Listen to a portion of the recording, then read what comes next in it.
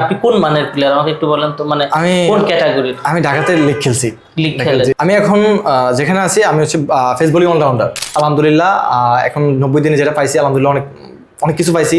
Right now I can speak properly English মাশাআল্লাহ। And I can understand properly and I can listen. আসসালামু আলাইকুম রহমতুল্লাহ। প্রিয় দর্শক মণ্ডলী, 90 দিনে কি ইংলিশ শেখা আদৌ সম্ভব?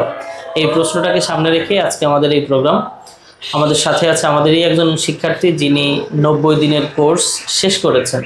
তো আমরা চলুন সরাসরি চলে যাই তার কাছে এবং তার কাছ থেকে তার গল্পটা শুনি। আসসালামু আলাইকুম। ওয়ালাইকুম আসসালাম। আসসালামু আলাইকুম স্যার। ওয়ালাইকুম আসসালাম। What's your name? My name is Rashid Babu. I'm from Bhola. Tell me something about your family. There are my family member, my father, mother, and my two younger sister and me. আচ্ছা, আপনার English শেখার গল্পটা কি আমাকে একটু বলেন তো। আসলে স্যার আমার ইংলিশ শেখার গল্প অনেকটা ডিফারেন্ট। আমার বাড়ি হচ্ছে আপনি জানেন ভোলা, বাংলাদেশের প্রত্যন্ত দ্বীপ জেলা ভোলা। তো ভোলাতে ইংলিশ শেখা, ভোলা থেকে এখানে আসা এটা খুবই রেয়ার, এরকম হয় না। ভোলাতে আপনার সবার পেশা, ম্যাক্সিমাম পেশা হচ্ছে কৃষিকাজ আর হচ্ছে সাগরে মাছ ধরা এরকম। তো ওখান থেকে স্টুডেন্ট ঢাকাতে এসে ইংলিশ শিখবে, ইংলিশ শিক্ষার দেশের বাইরে যাবে বা ভালো কিছু করবে, এটা মানে খুব কম, নরমালি এটা হয় না। আমি এলাকায় যখন আমার গ্রামে আমি এসএসসি শেষ করি, ইংলিশ আমাদের ওখানে তেমন একটা গুরুত্ব দেয় না, কেউ পারেও না, এটা হচ্ছে তেমন একটা চাপও দেয় না এটার প্রতি, এটা পারে না। এটা তখন ইংলিশ আপনার কেমন ছিল? আমার ইংলিশে একবারে ব্যাড ছিল, মানে আমি ইংলিশে টেন্সও ঠিকঠাক পারতাম না। যখন আমি এলাকায় মাধ্যমিক থেকে ক্রিকেট খেলা শুরু করি, আমার লাইফে ক্রিকেটটা জড়িত।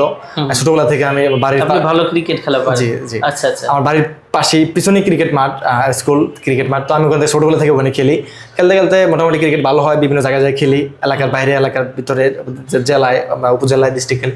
তো ওখান থেকে আমার এলাকার অনেক বড় ভাই অনেকে পরামর্শ দিল যে তুমি ঢাকাতে যাই ট্রাই করো, ক্লাবে খেলো, হয়তো বা ভালো কিছু হবে। আচ্ছা। তো ওখান থেকে আমার মাধ্যমিক কলেজ শেষ করলাম, ঢাকাতে আসলাম, ঢাকাতে এসে একাডেমিতে ভর্তি হলাম, ওখানে ভালো একটা এফোর্ট দিলাম। তারপর প্র্যাকটিস করলাম, নেট প্র্যাকটিস করলাম, মাঠে খেললাম, ফিল্ড খেললাম, আউটডোর ইনডোর সব জায়গায় খেললাম। খেলার পরে হচ্ছে মনে হচ্ছে যে না এখন খেলতেছি। তখন বাইরের প্লেয়ারগুলো বাংলাদেশে বিপিএল খেলতে আসে বা বিভিন্ন জায়গায় খেলতে আসে, এখানে খেলতে আসে বিভিন্ন প্লেয়ারগুলো। তখন তো আমি অনেক ভালো খেলতেছি, ভালো বল করতেছি। আচ্ছা, আমি মাঝখানে একটু প্রশ্ন, আমার ক্রিকেট সম্পর্কে অতটা আইডিয়া নাই, কিন্তু আপনি যে বিষয়গুলো বলছেন যে বাইরের প্লেয়ার, বিপিএল, আমার কাছে মনে হচ্ছে আপনি মোটামুটি ভালো মানের প্লেয়ার। মানে আপনি কোন মানের প্লেয়ার আমাকে একটু বলেন তো, মানে কোন ক্যাটাগরির? আমি ঢাকাতে লিগ খেলছি। লিগ খেলে? আমি এখন যেখানে আছি আমি হচ্ছে ফেস বোলিং অলরাউন্ডার।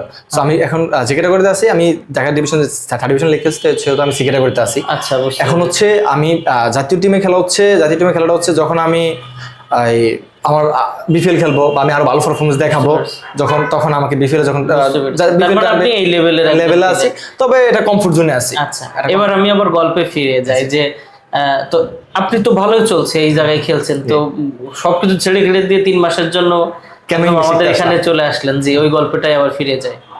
দেখেন, আমাদের বাংলাদেশের যে প্লেয়ারগুলো আছে, যে কোর্সগুলো আছে, মোটামুটি ওরা এডুকেটেড, তবে এক্সট্রা ওরকম স্কিল নাই বা ওরকম নাই। যখন বাইরের প্লেয়ারগুলো বাংলাদেশে খেলতে আসে, যেমন বিপিএল খেলতে আসে, ম্যাক্সিমাম প্লেয়ারই আসে, বিভিন্ন কান্ট্রির প্লেয়ারগুলো আসে, খুবই রেয়ার প্লেয়ার আসে কিন্তু। তো ওরা আসলে ওদের যে স্কিল, ওদের যে কোচগুলা, ওদের যে পার্সোনাল কোচ, ওরা খুবই স্কিলফুল। তো ওদের থেকে একটা অ্যাডভাইস পাওয়া মানে আমাদের জন্য অনেক কিছু, অনেক বড় কিছু। অবশ্যই। তো ওরা যখন আসে, আমি ভালো খেলি, নেটে খেলি বা মাঠে খেলি, তো আমি ভালো খেলি, কিন্তু আমি ওদের সাথে যখন কথা বলতে যাবো, ওদের সাথে কমিউনিকেশন করতে যাবো, না আমি সর্বোচ্চ পারি how are you, my name is, এটুকুই পারি। এর বাইরে আমি আর কিছু পারি না। ওদের থেকে কিভাবে সাজেশন নিবো, মানে ওরকম আমি কিছু বলতে পারতেছি না ওদেরকে। তো আমার থেকে যে খারাপ স্টুডেন্ট, মানে খারাপ প্লেয়ার গুলো আছে, ওরা ওদের সাথে খুব ভালোভাবে কমিউনিকেশন করতেছে। ঢাকার প্লেয়ার গুলো আছে, ঢাকা থেকে আসছে, বিভিন্ন প্লেয়ার গুলো আসে, ওরা ঠিকঠাক বলই করতে পারতেছে না বা মোটামুটি ওরা ট্রাই করছে, কিন্তু ওরা স্কিল মানে ইংলিশে ভালো। তো ওরা বাইরের প্লেয়ারগুলোর সাথে কথা বলতেছে, বাইরের প্লেয়ারগুলো ওদেরকে বলতেছে যে কিভাবে বল করা লাগবে, কিভাবে মারা লাগবে, কিভাবে ইন সুইং করতে হবে, আউট সুইং করতে হবে, কিভাবে একটা ব্যাটিংকে ফ্রস্ট করতে হবে, কিভাবে বল ডস দিতে হবে। সো আমি শুধু দূর থেকে দাঁড়ায় দেখি, মানে আমি চাইলেও কখনো পারি না। তো ওরা আমাকে যখন আমি বল খেলি, ওরা গুড বলে, ভালো বলে, মানে বলে, আমি অনেক কিছু বুঝি, কিছু বুঝি না ওরা কি বলে আসলে। তো সবকিছু মিলে আমার মনে হচ্ছে যে ওদের থেকে অ্যাডভাইস নিবো বা আমার একটু উপরে যাইতে হলে, যখন আমি আরো ভালো জায়গায় খেলবো বা যদি আল্লাহ যদি এরকম সুযোগ করে দেয়, তখন আমি হয়তো নিজে মানে প্রেজেন্টেশন দেওয়া লাগবে, মানে কিছু বলা লাগবে, সবার সামনে কিছু বলা। যখন আমি যদি কিছু বলতেই না পারি, মানে নিজের কাছে কেমন খারাপ লাগছে। তো সবকিছু মিলে মনে হচ্ছে যে না, আমি এখন এই জায়গা থেকে স্কিপ করি, আমি আবার প্র্যাকটিস করলে আমার হয়ে যাবে, বা প্র্যাকটিস রাখতেছি, আমি যা দ্রুত যে ইংলিশটা শেখা উচিত অন্তত ইংলিশ শিখা উচিত। পরে আমি অনেক জায়গায় সার্চ করলাম, বিভিন্ন ঢাকাতে যেহেতু ছিলাম অনেক প্রতিষ্ঠানে গেলাম, ঘোরাঘুরি করলাম, উত্তরা থেকে শুরু করে মিরপুর, পান্থপথ, পারম গেট, অনেক জায়গায় সার্চ করছি, গেছি অনেকগুলা প্রতিষ্ঠানে যা তাদের সাথে ফেস টু ফেস কথা বলছি। তো সব কিছু মিলে এখানেও আসছি, প্র্যাকটিক্যাল ইংলিশও আসছি। তো সব কিছু মিলে বিবেচনা করলাম যে প্র্যাকটিক্যাল ইংলিশ আমার জন্য পারফেক্ট, যেহেতু এখানে 3 মাসের একটা কোর্স, 90 দিনের অনেক বড় একটা কোর্স, এবং আবাসিক 24 ঘন্টা স্যার থাকতেছে, মেন্টর থাকতেছে, মেন্টর পাচ্ছি, 12 ঘন্টা ক্লাস পাচ্ছি, মেন্টর পাচ্ছি, সাথে রুমে যাইলেও মেন্টর আছে, সব জায়গায় মেন্টর। এটা ইংলিশ মানে যখন আমি যদি চাই যে আমি ইংলিশ শিখবো না, তারপর আমি জোর করে ইংলিশ শিখতে হবে, মানে এখানে এরকম একটা পরিবেশ, জোর করে ইংলিশ শিখতে হবে। তো সবকিছু মিলে আমার মনে হচ্ছে যে এখানে আমার জন্য perfect comfort zone, that's why আমি এখানে অ্যাডমিটেড হয়েছি। ওকে, আচ্ছা এখন কি মনে হচ্ছে, এখন আপনি আপনার ফিল্ডে গেলে কি ভালো করবেন? ইনশাল্লাহ ইনশাল্লাহ। এখন আলহামদুলিল্লাহ, এখন 90 দিনে যেটা পাইছি আলহামদুলিল্লাহ অনেক কিছু পাইছি। Right now I can speak properly English and I can understand properly and I can listen. Alhamdulillah, I am confident right now and I can communicate with them and I can share my feelings with everyone.